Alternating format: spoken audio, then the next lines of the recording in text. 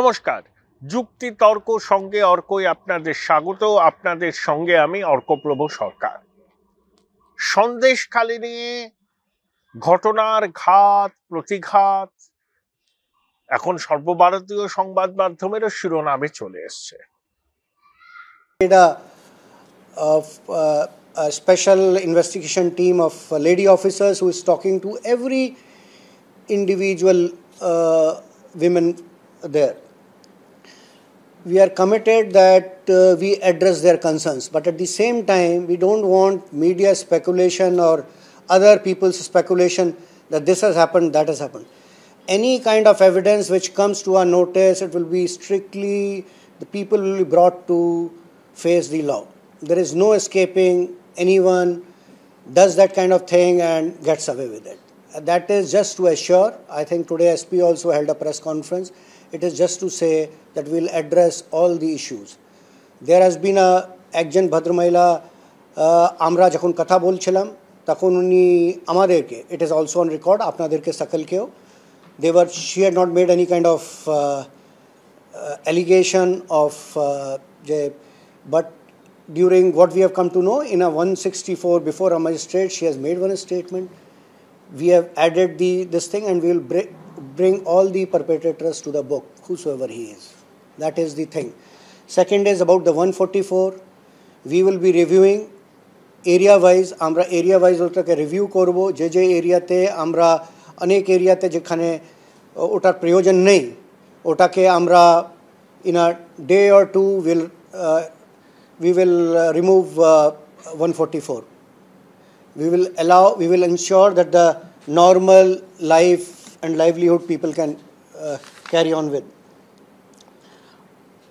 For land grabbing, land related issues which seem to us maybe like other issues as the main factor there, we have there will be few teams from land department, and from tomorrow onwards they will be visiting places, there will be camps, they will be accepting complaints. Any complaint anyone wants to make, we'll accept that complaint.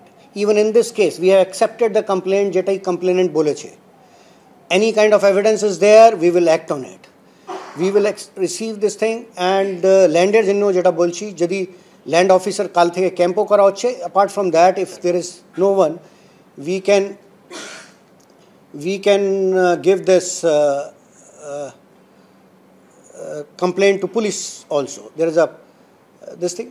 What I wanted from some kind of cooperation from media is that this is an unwritten code, that why we put, when there was no loss of life on 6th and 8th, why did we put 144? These kind of incident, if you see, it had a potential of, because some people were giving it a communal, just by saying something, especially the first video which came out of two ladies which was circulated, I would like to say without even verifying. We talked to them, they said they had heard, we talked to them, we recorded their statement also.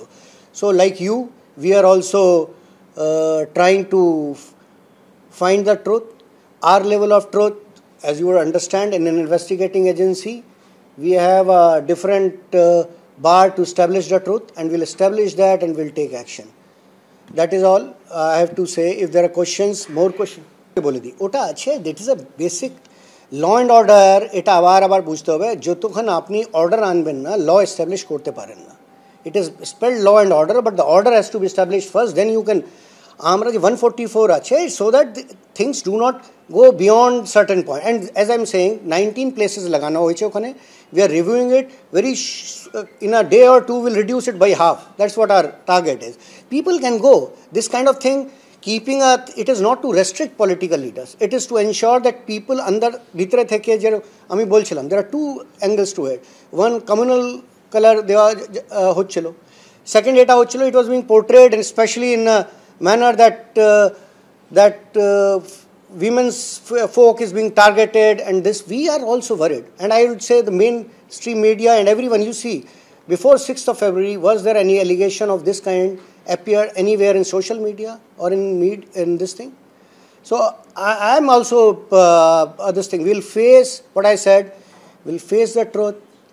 We'll establish what the truth is, and whosoever has done it will take strongest possible action. 16 তারিখ অধীর চৌধুরী গিয়েছিলেন সন্দেশখালীতে, পৌঁছতে পারেননি, আটকে দেওয়া হয়েছিল। বিজেপির fact finding team গিয়েছিল, শুভেন্দু অধিকারী গিয়েছিলেন 15 তারিখ, কেউ যেতে পারেননি। অধীর বাবু সংবাদ মাধ্যমের সামনে যে বিস্ফোরক অভিযোগ করেছেন, রাহুল গান্ধীর কানে কি তা গেছে? রাহুল গান্ধী এবং জয়রাম রমেশ, বিশেষ করে জয়রাম রমেশ, রাহুলও খুব পিছিয়ে নেই, মহিষী নারীর বন্দনায় এমন গদগদ ভাব করছিলেন, আর অধীর বাবুর অবস্থান তাদের থেকে 180 ডিগ্রি বিপ্রতীপে। অধীর বাবু কার্যত যে ভাষায় তৃণমূলকে কালকে আক্রমণ করেছেন তার নজিরবিহীন। তার অভিযোগ যে শাসক দলের নেতাদের রিপুর চাহিদা মেটাতে মাতৃশক্তিকে লাঞ্ছিত হতে হয়েছে। ফ্যাক্ট ফাইন্ডিং টিমে কেন্দ্রীয় মন্ত্রী ছিলেন দুজন, অন্নপূর্ণা দেবী, প্রতিমা ভৌমিক, তাদেরও কিন্তু যেতে দেওয়া হয়নি। তারা রাজ্যপালের সঙ্গে দেখা করেছেন, তাদের রিপোর্ট তারা দেবেন। শুভেন্দু অধিকারী বলেছেন যে শেষ দেখে ছাড়বেন, এবার নির্বাচন হবে ভারী বুটের আওয়াজ, মানুষ বুঝবেন, আর দুষ্কৃতীদের এবার স্থান হবে শ্রীঘরে ভোটের আগে। কাউকে নাকি ট্যাপও করতে দেবে না নির্বাচন কমিশন। এবং সন্দেশখালীতে বিজেপির 3 জন খুন হয়েছিলেন শেখ শাহজাহানের বাহিনীর দ্বারা, সেই পরিবারের সদস্যরা শুভেন্দুবাবুর আশ্রয়ে আছেন, এবং শুভেন্দুবাবু বলেছেন যে নামি দামি আইনজীবী নিয়োগ করে হাইকোর্ট, সুপ্রিম কোর্ট পর্যন্ত বিষয়টাকে নিয়ে তিনি এগোবেন। শাসক দল অবশ্যই রক্ষণাত্মক। তাদের বক্তব্য সন্দেশখালীতে যা হচ্ছে সেটা তৃণমূল, এই বিজেপি সিপিএম এর প্ররোচনা। এক্স হ্যান্ডেলে তারা মাতৃশক্তির মুখ খোলা নিয়েও নানা রকম কটাক্ষ করেছেন। মমতা বন্দ্যোপাধ্যায় বিধানসভায় বলেছেন যে মুখে কাপড় লাগিয়ে আদিবাসী রমণী সাজানো হচ্ছে। গভর্নর তো অনেক বড় বড় কথা বলেন, it's a time for an action. ওনার কথায় ও কাজে বিস্তর গরমিল, নোবডি টেকস হিম সিরিয়াসলি। তিনি অমিতজির সাক্ষাৎ চেয়েও পাননি বলে শোনা যাচ্ছে, আমি ঠিক সত্যাসত্য জানি না, তবে শুনলাম। তার উপরেও স্বরাষ্ট্র মন্ত্রক যার পর নাই অসন্তুষ্ট, কেন্দ্র সরকার অসন্তুষ্ট, তার নানাবিধ কারণ আছে। তিনি সাংবিধানিক পদমর্যাদা প্রাপ্ত একজন ব্যক্তি, তার সাংবিধানিক রক্ষা কবচ আছে, কিন্তু একজন রাজভবনে অধিষ্ঠিত রাজ্যের সাংবিধানিক প্রধানের কাছ থেকে যে ধরনের ব্যবহার, যে ধরনের অ্যাকশন মানুষ এক্সপেক্ট করে, তার ধারে কাছ দিয়ে তিনি কিন্তু যাচ্ছেন না। অনেকের অভিযোগ তিনি মুখ্যমন্ত্রীর বার্তাবাহক হিসেবে কাজ করেন। কোনো এক দুর্বোধ্য কারণে তার এই আত্মসমর্পণ নবান্নের 14 তলার কাছে। তাই রাজ্যপালের কি বলছেন, কেন বলছেন, ওগুলোকে আপনারা ফেস ভ্যালুতে নেবেন। যা বলছেন তার কিচ্ছু হবে না। নাটক করছেন, লোকের চোখে ধুলো দিচ্ছেন। সন্দেশখালীতে গিয়ে চকলেট বিলি করেছিলেন, মাতৃশক্তিকে নিজের ভাই বলে নিজেকে বললেন তিনি মাতৃশক্তির ভাই। It's a time for an action, এটা প্রবাদে পরিণত। It's a time for an action. কি অ্যাকশন নিয়েছেন তিনি? পঞ্চায়েত নির্বাচনে যে লাগাম ছাড়া সন্ত্রাস হলো, শান্তি কক্ষ খুলেছিলেন, কিচ্ছু হয়নি, কিচ্ছু হয়নি। তাই এ রাজ্যপালের উপর ভরসা করে থাকার কোনো মানে হয় না।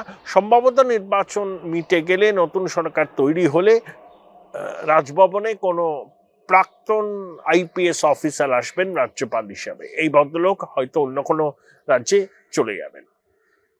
তো এই হচ্ছে সন্দেশখালীর চেহারা।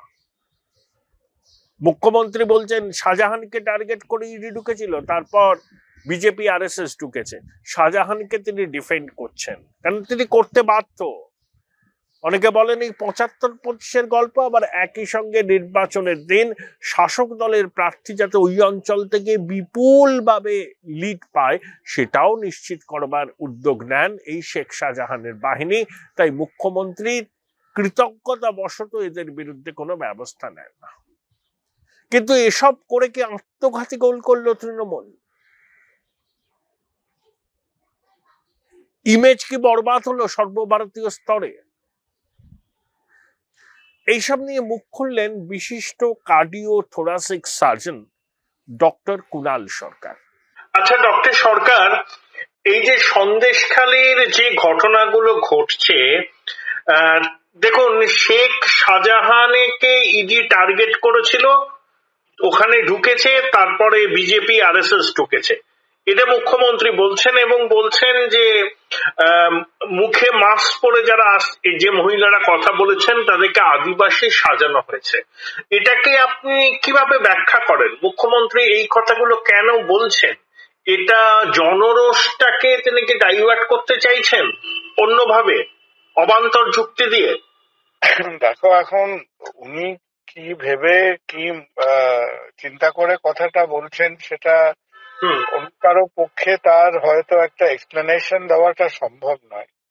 কিন্তু আমি মানে আমার মতো লোক যে হয়তো রাজনীতির একেবারে অন্দরমহল থেকে অনেকটাই দূরে, তো আমি পশ্চিমবঙ্গের একজন কি বলবো একজন খুব সাধারণ খেটে খাওয়া নাগরিক হিসেবে মনে হয় তুমি যদি পশ্চিমবঙ্গের গত মোটামুটি 40 বছরের ইতিহাসটা দেখো, 40-45 বছরে দেখবে যে একটা জায়গাকে, একটা রাজ্যকে যদি খানিকটা নিজেকে ধরে রাখতে হয় এবং নিজেকে এগোতে হয়, তখন কি হয়, আমরা মুখে মুখে কি কথাটা বলি, আমরা বলি যে we are going from one milestone to the next. আমাকে যদি একটা পথ অতিক্রম করতে হয় তাহলে আমরা একটা মাইলস্টোন থেকে আরেকটা মাইলস্টোনের দিকে যাই। এখন পশ্চিমবঙ্গের রাজ্য এবং পশ্চিমবঙ্গের মানুষের দুর্ভাগ্য হলো যে পশ্চিমবঙ্গ একটা দুর্ঘটনার থেকে আরেকটা দুর্ঘটনার দিকে এগিয়ে যাচ্ছে। আর সেই জিনিসটা এখন আমরা বিভিন্ন সময়ে, কখনো 30 বছর ধরে, কখনো 14 বছর ধরে এক একটা পলিটিক্যাল ফরমেশনকে আমরা ভোট দিয়ে আনছি। কেন আনছি?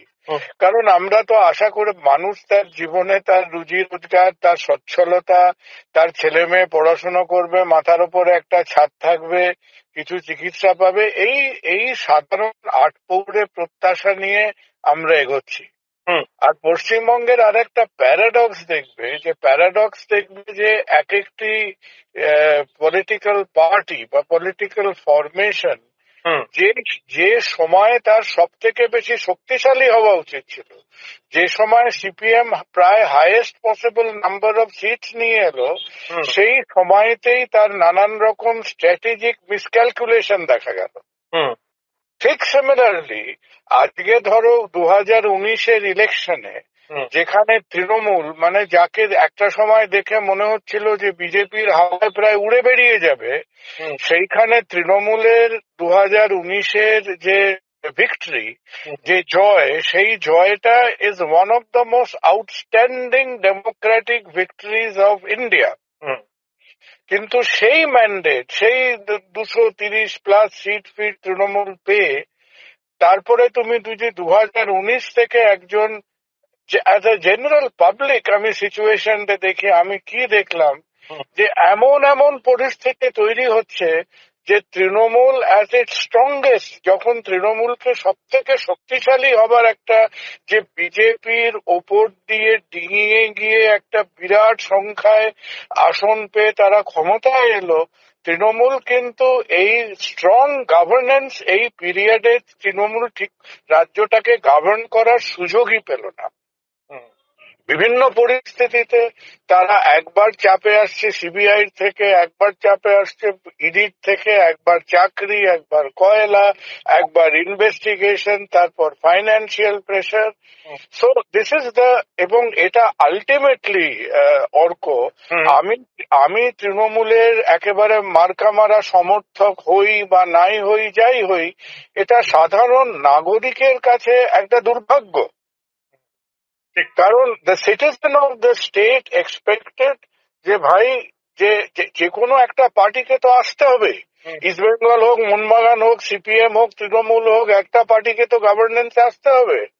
এবং সেই পার্টিকে তো আমার রাজ্যটাকে তার তার পেটে ডাল ভাতটা দিয়ে চাকরি বাকরি দিয়ে একটা একটা ছাদ দিয়ে জ্বরের দুটো বড়ি দিয়ে তাকে তো মানুষগুলোকে চালাতে হবে। কিন্তু when we should have been at our strongest, CPM এর বেলাতেও আমরা সেই জিনিসটা দেখলাম, আবার আমরা তৃণমূলের মধ্যেও আবার এর পুনরাবৃত্তি আজকে দেখছি। সরকার মমতা বন্দ্যোপাধ্যায় 3 রকম দৃষ্টিভঙ্গির পরিচয় দিচ্ছেন। সাগরিকা ঘোষের মতো একজন আলোকপ্রাপ্তা মহিলাকে সংসদে পাঠাচ্ছেন এবং মমতা বন্দ্যোপাধ্যায়ের যারা জিতেছেন বিভিন্ন স্তরে, পঞ্চায়েত থেকে বিধানসভা, লোকসভা এবং রাজ্যসভায় যথেষ্ট মহিলা প্রতিনিধিত্ব আছে। তিনি একদিকে নিজেকে উইমেন এম্পাওয়ারমেন্টের প্রতীক বলে দাবি করছেন, আবার একদিকে লক্ষ্মীর ভান্ডার, কন্যাশ্রী, রূপশ্রী দিচ্ছেন, সেখানে তিনি অন্নপূর্ণার সাক্ষাৎ অবতার। আবার যখন তার কর্মীরা, সমর্থকরা মাতৃশক্তির অবমাননা করছে, তখন তিনি এই দুষ্কৃতীদের পাশে গিয়ে দাঁড়াচ্ছেন, বলছেন ওদেরকে সাজিয়ে আদিবাসী করা হয়েছে। এই যে কন্ট্রাডিকশন, এটাকে আপনি কিভাবে দেখেন? দেখো, কন্ট্রাডিকশনটা তো আজকে এনফোর্স না, কারণ যেটুকু আমি জানি, তোমরা আমার চাইতে সন্দেশখালীর খুঁটিনাটি ঘটনা নিয়ে অনেক বেশি জানো। যেটুকু আমি জানি, দেখো, এটা একটা ধ্রুব সত্য। তুমি ইউপিতে কংগ্রেস জমানা বলো, উত্তর ভারতে বিজেপি জমানা বলো, বিহারে পরপর সরকার বলো, তেলেঙ্গানা বলো, অন্ধ্র বলো, ভারতবর্ষে পলিটিক্যাল মেশিনারিকে কাজ করতে গেলে 3 শ্রেণীর লোক লাগে। পলিটিশিয়ান লাগে, ব্যুরোক্রেসি লাগে এবং বাহুবলী লাগে, রাইট? এবং বাহুবলীদের যে প্রভিশনটা, সেটা আমার কনস্টিটিউশনে করা নেই। আমার 1 লক্ষ শব্দের ভারতীয় সংবিধানে লেখা নেই, কিন্তু একটা অসাংবিধানিক পোস্ট, কিন্তু very essential in Indian politics. সেই মাসেল পাওয়ার ছাড়া আজকে ইন্ডিয়ান পলিটিক্স বা Indian political formation across 30 states of India সে কাজ করতেই পারবে না। কোথাও একটু কম, কোথাও একটা বেশি। আমি দক্ষিণ ভারতে তুমি যে কোনো জায়গায় যাও, সেটা তুমি কখনো ভিরাপ্পান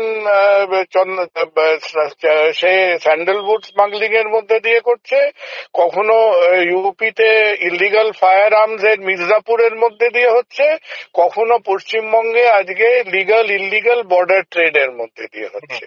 কিন্তু প্রশ্ন হলো সে আমেরিকান পলিটিক্সেও তাকে শিকাগোতে অ্যাল কাপোনকে, তাকে গডফাদারকে, ডন কর্লিওনিকে তাকে প্রশ্রয় দিতে হয়েছিল। সুতরাং গণতন্ত্রকে, যেটাকে আমরা মনে করি আমাদের সভ্য সমাজের কাছে, আমাদের শিক্ষিত পরিশীলিত মনের কাছে গণতন্ত্রকে একটা রম্য রচনা বলে মনে হয়, গণতন্ত্র একটা রম্য রচনা নয়। গণতন্ত্র is like a crime thriller. গণতন্ত্রের মধ্যে incorporation of crime in democracy is a historical phenomenon. কিন্তু সেখানে তোমার পলিটিক্যাল চাতুর্য লাগবে, সেখানে তোমার পলিটিক্যাল স্ট্র্যাটেজি লাগবে, যে ভাই আমি একে হয়তো এ আমার কাজে দিয়েছে, আমি খানিকটা আমরা পরস্পরের অ্যাডভান্টেজ নিয়ে কাজ করেছি, এখন এ আমাকে ফাঁসাচ্ছে, এ আমাকে মুশকিলে ফেলছে, কখন আমি তার পাশে দাঁড়াবো এবং কখন আমি তার থেকে একটা দূরত্ব বজায় রাখবো, এই পলিটিক্যাল সেন্সটা যদি বিভিন্ন পলিটিক্যাল পার্টির মধ্যে না আসে, তখন বারবার এই সমস্যাটা পেতে হবে। হ্যাঁ, বিগেস্ট এক্সাম্পল হচ্ছে আজকে বুদ্ধদেব বাবু ডিড নট নো আজকে লক্ষণ শেঠের থেকে কখন তাকে ডিস্টেন্স মেনটেন করতে হবে। Lakshman Sheth was a part politician, part strong man. এবং লক্ষণ শেঠ যে গাজওয়ারিটা চালিয়ে গেছে তার কনস্টিটুয়েন্সিতে, আজকে বুদ্ধদেব বাবু যদি জানতেন যে কোন সময়ে আমাকে লক্ষণ শেঠের থেকে দূরে থাকতে হবে, তিনি হয়তো এই যে পারমাণবিক এক্সপ্লোশনটা তার মুখের ওপর দিয়ে গেল, উনি সেটা অ্যাভয়েড করতে পারতেন। সিমিলারলি আমার মনে হয় আজকে সন্দেশখালীতে যে ঝামেলার মধ্যে তৃণমূল, মমতা বন্দ্যোপাধ্যায় এবং তার দল পড়েছেন, তাদের জানা উচিত ছিল যে কখন আমি তার হাতটা ধরবো এবং কখন আমাকে বলতে হবে যে তোমার যে নৈকট্য এই সময় আমাকে ড্যামেজ করছে, আমাকে এবার তোমার থেকে একটু দূরে দাঁড়াতে হবে এবং দরকার হলে ল অ্যান্ড অর্ডার মেশিনারির কাছে আমাকে বলতে হবে যে you are up for arrest. এখন সেই টাইমিং, সেই পজিশনটাকে তারা একটু ওভারডু করে ফেলেছে। নিশ্চয়ই তার মধ্যেও তাদের বিভিন্ন রকম হিসেব নিকেশ চিন্তা ভাবনা ছিল। এবং দেখো, আমি একটা কথা বলছি, আজকে নানান রকম ভাবে এই যে সন্দেশখালিতে যাওয়া মুশকিল, পৌঁছানো মুশকিল, একটা মোটামুটি পাণ্ডব বর্জিত জায়গা, সেখানকার সন্দেশখালি নিয়ে অনেক কথা বলছি। তুমি আমাকে বলো তো সন্দেশখালির লিটারেসি রেট কত? কটা লোক সন্দেশখালিতে ক্লাস 10 পাস করেছে আমাকে বলতে পারো? ওখানকার এমপ্লয়মেন্ট রেট কত কেউ জানে? সন্দেশখালিতে গায়ে জ্বর হলে কটা লোক হাসপাতালে যেতে পারে কেউ জানে? We do not know. These are the areas যেখানে কমিউনিকেশন, হিউম্যান ডেভেলপমেন্টের দিক দিয়ে তারা প্রচন্ড ঝামেলার মধ্যে আছে এবং তারা তাদের কনভিনিয়েন্স, জীবন জীবিকার জন্য এইসব লোকেদের হাত চুইয়ে যে 2-4 ফোঁটা জল পড়বে, সিপিএম এর টাইমে সিপিএম এর মারফত, তৃণমূলের সময় তৃণমূলের মারফত, তারা এদেরই করুণার ওপর মুখাপেক্ষী হয়ে তারা বেঁচে থাকে। তাহলে তৃণমূল এবার যে ঝামেলাটায় পড়লো, যে তৃণমূল ওই বলে না, this is like the theory of molecular association, যে কতক্ষণ আমি দুটো মলিকিউলকে কনজয়েন্ট রাখবো আর কখন আমাকে একটা জাজমেন্টে আসতে হবে যে ভাই এবার আমরা গাঁটছাড়াটা কেটে দিই। That I think has been a wrong decision on part of Trinamool. কারণ কোন দিক থেকে জিনিসটাকে এই মারাত্মক একটা প্রপোর্শন দেওয়ার কোনো জাস্টিফিকেশন ছিল না। আই থিঙ্ক তৃণমূল কিভাবে বেনিফিট করলো? একেবারেই বেনিফিট করলো না। এখন জিনিসটা ধীরে ধীরে একটা সর্বভারতীয় ডাইমেনশন পাচ্ছে, একটা ল অ্যান্ড অর্ডার ডাইমেনশন পাচ্ছে। তো জানি না, মানে আই থট যে মমতা বন্দ্যোপাধ্যায় তার মতো একজন পাকা মাথার রাজনীতিবিদ, যে কোথাও যেন মনে হচ্ছে যে মমতা বন্দ্যোপাধ্যায়ের যে পলিটিক্যাল ইমোশন, সেই পলিটিক্যাল ইমোশন হয়তো পলিটিক্যাল স্ট্র্যাটেজির থেকে বেশি পাওয়ারফুল হয়ে যাচ্ছে আর কি। She is a very emotive, কিন্তু at the same time আজকে মমতা বন্দ্যোপাধ্যায়ের মতো অভিজ্ঞ পোড় খাওয়া পলিটিশিয়ান কজন আছে? আজকে বাকি যারা পলিটিক্সে আছে তার মধ্যে অর্ধেক লোকের তো ওনার 25% পলিটিক্যাল এক্সপিরিয়েন্স নেই। ঠিক।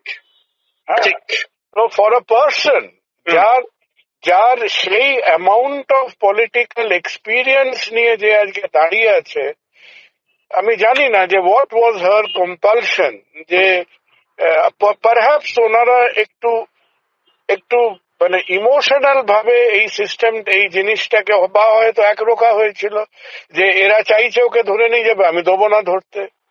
এখন এই দেবনার গোয়ারতুমিটা বাড়তে বাড়তে যেখানে গিয়ে দাঁড়াচ্ছে, এটা কি কোনোভাবে তৃণমূলকে বেনিফিট করতে পারে? আমি তো অন্তত মনে করি যে মানে গোল নিয়ে, বলটা নিয়ে অনেকেই ছুটোছুটি করলো, কিন্তু this is turning out to be a same side goal. Thank you doctor Sarkar, thank you. Join Indian Institute of Hotel Management now. Right choice, right decision.